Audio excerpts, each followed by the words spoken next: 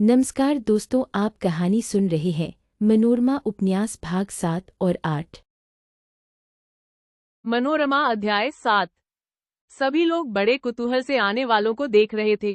कोई 10-12 मिनट में वह विशाल सिंह के घर के सामने आ पहुंचे।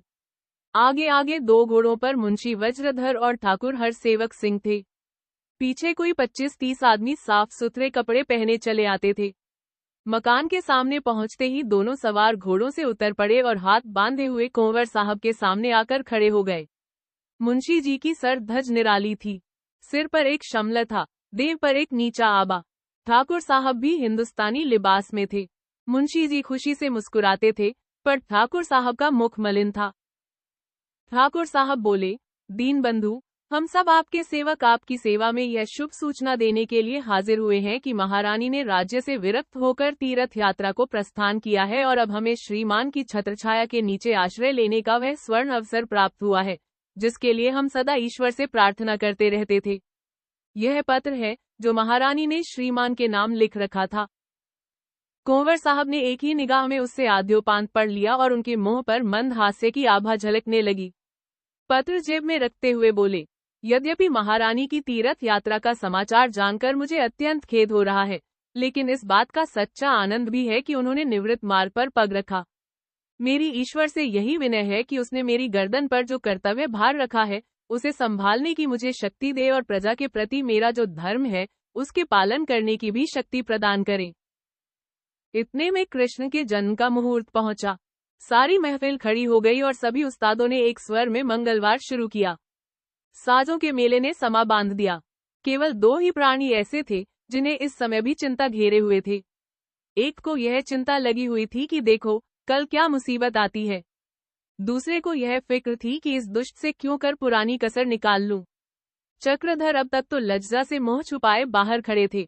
मंगलगान समाप्त होते ही आकर प्रसाद बांटने लगे। किसी ने मोहन भोग का थाल उठाया तो किसी ने फलों का। कोई पंचामृत बांटने लगा। हरबोंग सा मच गया।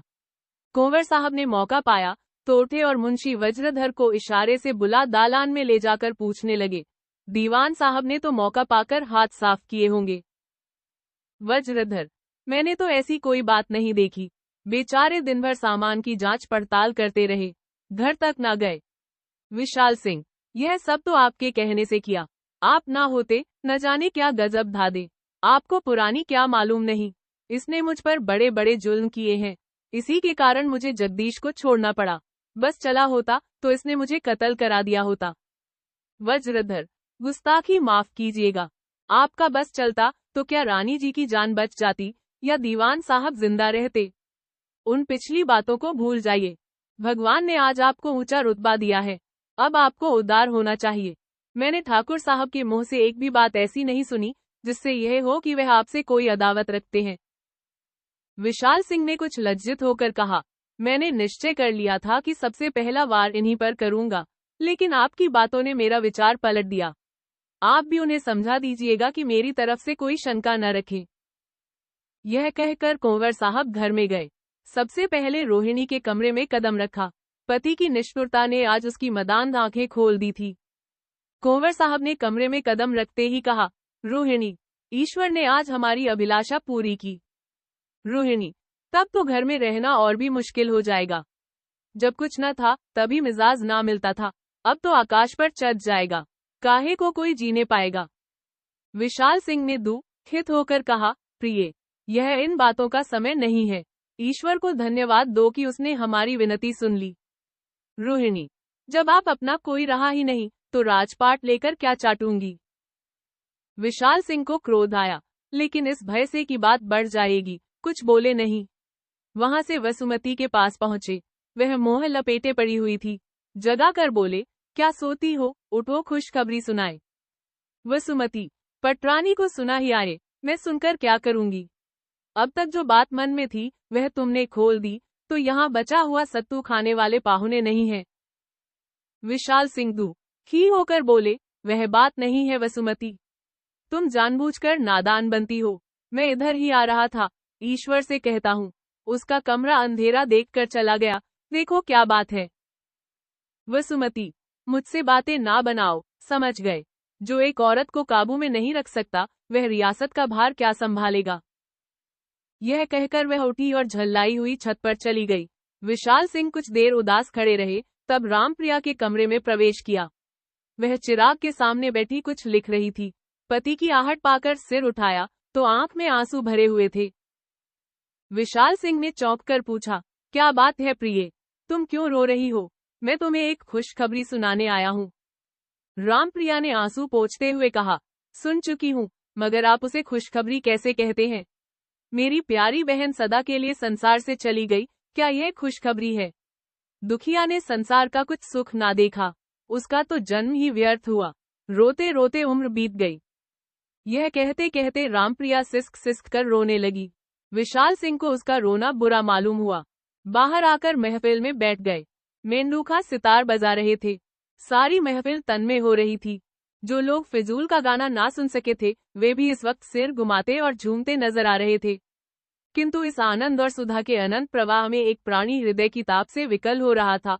वह राजा विशाल सिंह थे। सारी बारात हंसती थी, दूल्हा रो रहा था। मनोरमा अध्याय 8। दूसरी वर्षा भी आधी से ज्यादा बीत गई, लेकिन चक्रधर ने माता पिता से अहिल्या का वृतांत गुप्त रखा। जब मुंशी जी पूछे, वहाँ क्या बात कर आए? आखिर यशोदा नंदन को ब्याह करना है या नहीं? ना करना हो तो साफ साफ कह दे, करना हो तो उसकी तैयारी करें। तो चक्रधर कुछ इधर उधर की बातें करके टाल जाते। उधर यशोदा नंदन बार बार लिखते, तुमने मुंशी जी से सलाह की या नहीं? अगर तुम्हें उनसे कहते शर्म आती हो तो मैं ही आकर कहूँ। आखिर इस तरह कब तक समय टालोगे? अहिल्या तुम्हारे सिवाय और किसी से विवाह ना करेगी। चक्रधर इन पत्रों के जवाब में भी यही लिखते कि मैं खुद फिक्र में हूँ, जो ही मौका मिला जिक्र करूंगा। मुझे विश्वास है कि पिताजी राजी हो जाएंगे। जन्माष्टमी के उत्सव के बाद मुंशी जी घर आए तो उनके हौसले बढ़े हुए थे। राजा साहब के साथ ही साथ उनके सौभाग्य का सूर्य उदय होता हुआ ही मालूम होता था। अब अपने ही शहर के किसी रईस के घर चक्रधर की शादी कर सकते थे, लेकिन मुंशी यशोदा नंदन को वचन दे चुके थे, इसलिए उनसे एक बार पूछ लेना उचित था। अगर उनकी तरफ से जरा भी विलंब हो तो साफ कह देना चाहते थे कि मुझे आपके यहाँ विवाह करना मंजूर नहीं।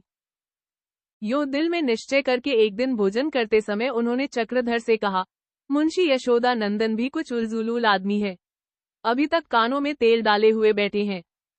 चक्रधर, उनकी तरफ से तो देर नहीं है, वह तो मेरे खत का इंतजार कर रहे हैं।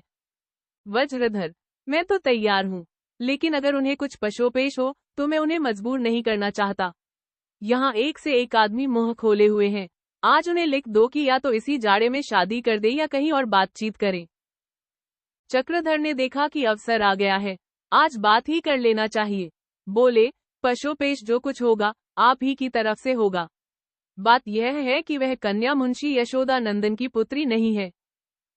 वज्रधर, पुत्री नहीं है, वह तो लड़की बताते थे। खैर पुत्री न होगी, भतीजी होगी, भांजी होगी, नातिन होगी, बहन होगी। मुझे आम खाने से मतलब है या पेड़ गिनने से। चक्रधर, वह लड़की उन्हें किसी मेले में मिली थी, तब उसकी उम्र 3-4 बरस की थी।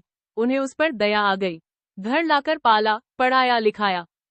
वज्रधर, स्त्री से कितना दगाबाज आदमी है, क्या अभी तक लड़की के माँ बाप का पता नहीं चला? चक्रधर, जी नहीं, मुंशी जी ने उनका पता लगाने की बड़ी चेष्टा की, पर कोई फल न निकला।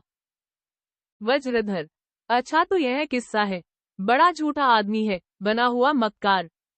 निर्मला, तुम साफ साफ लिख दो, मुझे नहीं करना है, बस। वज्रधर, मैं तुमसे तो सलाह नहीं पूछता हूँ, मैं खुद जानता हूँ ऐसे धोखेबाजों के साथ कैसे पेश आना चाहिए। खाना खाकर दोनों आदमी उठे तो मुंशी जी ने कहा, कलम दवात लाओ। मैं इसी वक्त यशोदा नंदन को खत लिख दूं। बिरादरी का वास्ता ना होता तो हर जाने का दावा कर देता। चक्रधर आरक्त और संकोच रुद्ध कंठ से बोले, मैं तो वचन दे आया था। वज्रधर, तो यह क्यों नहीं कहते कि तुमने सब कुछ आप ही आप तय कर लिया है? तुमने लड़की सुंदर देखी, रीझ गए, मगर याद रखो, स्त्री में सुंदरता ही सबसे बड़ा गुण नहीं है। मैं तुम्हें हरगिज यह शादी न करने दूंगा। चक्रधर, मेरा ख्याल है कि स्त्री हो या पुरुष, गुण और स्वभाव ही उसमें मुख्य वस्तु है, इसके सिवा और सभी बातें गौण हैं। वज्रधर, तुम्हारे सिर नई रोशनी का भूत तो नहीं सवार हुआ था? एकाएक यह क्या काया पलट हो गई? चक्रधर, मेरी सबसे बड़ी अभिलाषा तो यही है कि आप लोगों की सेवा करता जाऊं। आपकी मर्जी के खिलाफ कोई काम ना करूं, लेकिन सिद्धांत के विषय में मजबूर हूं। वज्रधर, सेवा करना तो नहीं चाहते, मुंह में कालिख लगाना चाहते हो। मगर याद रखो, तुमने यह विवाह किया तो अच्छा न होगा। ईश्वर वह दिन न लाए कि मैं अपने कुल में कलंक लगते देखूं। चक्रधर, तो मेरा भी यही निश्चय है कि मैं और कहीं विवाह न करूंगा। यह कहते हुए चक्रधर बाहर चले आए और बाबू यशोदा नंदन को एक पत्र लिखकर सारा किस्सा बयान किया। उसके अंतिम शब्द यह थे, पिताजी राजी नहीं होते और यद्यपि मैं सिद्धांत के विषय में उनसे दबना नहीं चाहता, लेकिन उनसे अलग रहने और बुढ़ापे में उन्हें इतना बड़ा सदमा पहुंचाने की मैं कल्पना भी नहीं कर सकता। मैं बहुत लज्जित होकर आपसे क्षमा चाहता हूँ। अगर ईश्वर की यही इच्छा है तो मैं जीवन पर्यंत अविवाहित ही रहूंगा, लेकिन यह असंभव है कि कहीं और विवाह कर लूं। इसके बाद उन्होंने दूसरा अहिल्या के नाम लिखा। उसके अंतिम शब्द ये थे, मैं अपने माता पिता का वैसा ही भक्त हूँ जैसा कोई और बेटा हो सकता है, किंतु यदि इस भक्ति और आत्मा की स्वाधीनता में विरोध आ पड़े तो मुझे आत्मा की रक्षा में जरा भी संकोच ना होगा। अगर मुझे भय ना होता कि माताजी अवज्ञा से रो रो कर प्राण दे देंगे और पिताजी देश विदेश मारे मारे फिरेंगे, तो मैं ऐसा है यह रहस्य यातना न सहता। लेकिन मैं सब कुछ तुम्हारे ही फैसले पर छोड़ता हूँ। केवल इतनी ही आशा करता हूँ कि मुझ पर दया करो। 7 और 8 भाग समाप्त हुई। आगे का भाग 9 और 10 अगले भाग में सुने। आपको यह कहानी कैसी लगी कमेंट बॉक्स में लिखकर जरूर बताएं। धन्यवाद।